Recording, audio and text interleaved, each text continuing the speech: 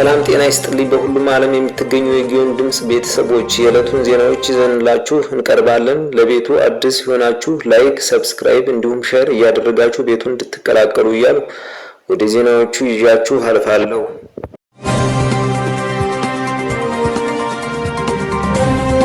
ኦርቶዶክስ ተዋሕዶ ቤተክርስቲያን የዜማ ንዋያተ ቅዱሳትን በአእምሯዊ ንብረት መመዝገባቸውን አሳወቀች።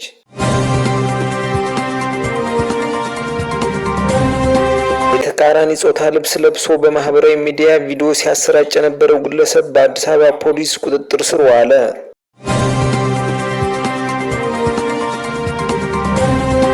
ኢትዮጵያ ባህል፣ ሃይማኖትና ወግ ተቃራኒ የሆነ በርካታ ድርጊቶችን በማህበራዊ ሚዲያ ላይ ያሰራጨ ግለሰብን በቁጥጥር ስር አውሎ ምርመራ እያጣራ እንደሚገኝ የአዲስ አበባ ፖሊስ አስታወቀ።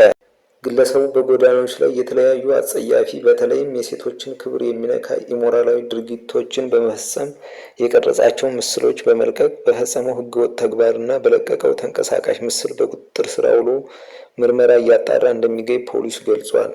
በአንዳንድ ማህበራዊ ሚዲያዎች የሚለቀቁ አንዳንድ ምስሎች ተገቢነታቸውን የሳቱና ያፈነገጡ እየሆኑ መምጣታቸውን ፖሊስ ገልጾ ህገወጥ ተንቀሳቃሽ ምስሎችን በሚለቁ ግለሰቦች ላይ የሚወስደውን ህጋዊ እርምጃ አጠናክሮ እንደሚቀጥል የአዲስ አበባ ፖሊስ አስታውቋል።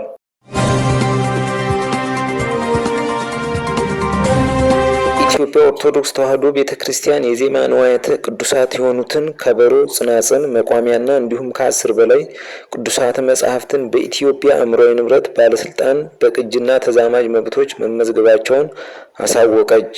ቤተክርስቲያኗ ሚያዝያ 3 ቀን 2017 ዓ.ም የዜማ ንዋያተ ቅዱሳቱና ቅዱሳት መጻሕፍቱ ተመዝግበው የኢትዮጵያ ኦርቶዶክስ ተዋሕዶ ቤተክርስቲያን አእምሯዊ ንብረት መሆናቸውን ከባለስልጣኑ በወጣው ደብዳቤ መረጋገጡን ገልጻለች።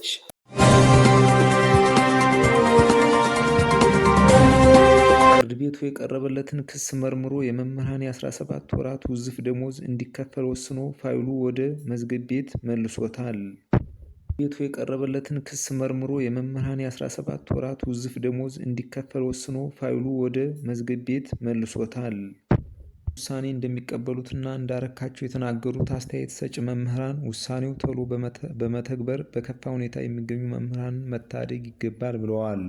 መምህራንን ያካተተ የ17 ወራት ያልተከፈለ የመንግስት ሰራተኞች ውዝፍ ደሞዝ የመክፈል ጥያቄ ከፕሪቶሪያ የሰላም ስምምነት ማግስት የጀመረ ነው።